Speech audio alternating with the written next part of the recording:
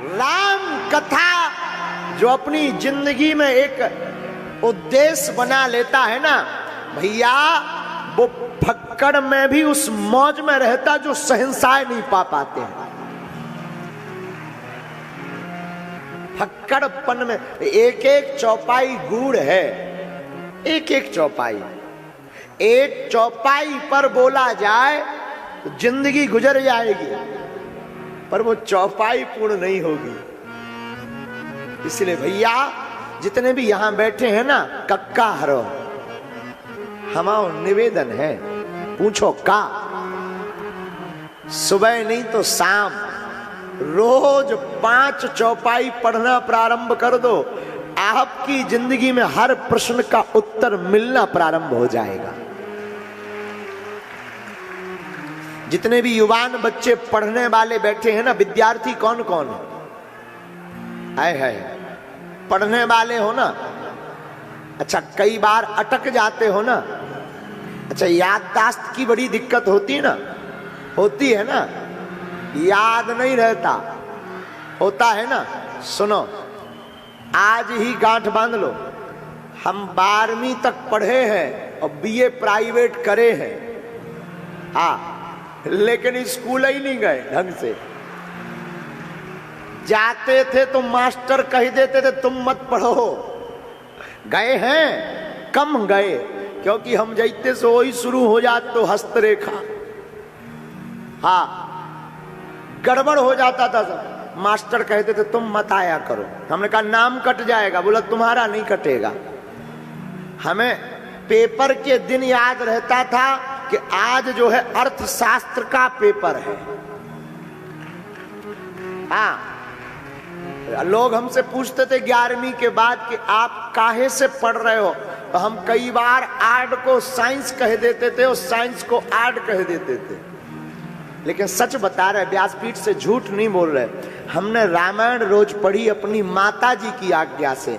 आज तक कभी भी फेल तो ठीक है, डिक्टेंशन तो ठीक है, आज तक 60% से कभी कम मार्कशीट नहीं बनी। रुका तो 12वीं का तो पूछो, 12वीं में ये भाई साहब 70 पर 4 74% लेकर आए हैं। उसमें क्या बोलते हैं, वो कौन सी परीक्षा होती? बोर्ड की परीक्षा। रुको, भाग्य को भूत कमाता है। 5000 रुपया उस वक्त हमको प्रिंसिपल दिए रहे, क्योंकि हम फर्स्ट आए रहे। अभी रुको तो, अब पूछो पेपर कैसे भया? हम जाते थे तो राम लिख के सीताराम, तुम मत लिखना। एक सीएससी साहब थे, वो चेकियर, वो बोले महाराज जी राम मत लिखा करो। हमने कहा क्यों? बोले कोनो अगर धर्म विरोधी के हाथ में पेपर पड़ जाएगा तो वो फेल कर देगा।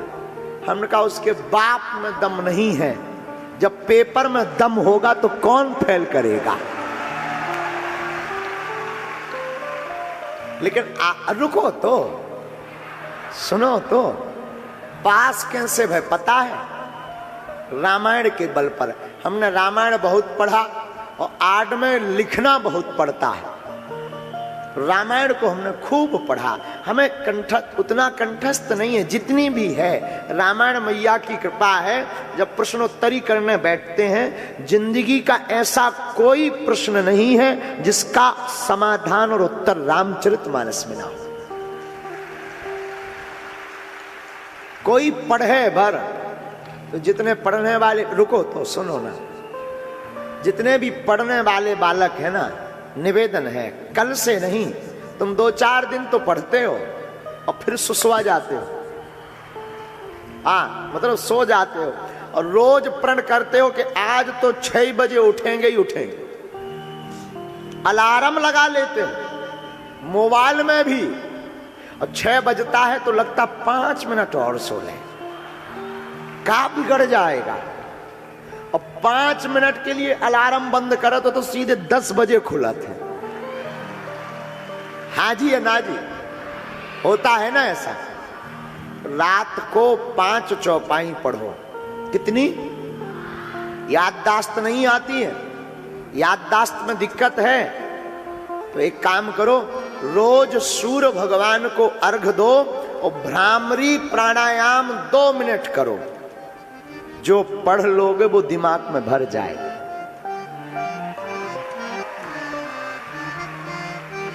और एक बात, जब भी पेपर देने जाओ ना, गणेश भगवान मां सरस्वती को प्रणाम करके और गौ माता को गुड़ चना की रोटी खिलाकर जाया करो।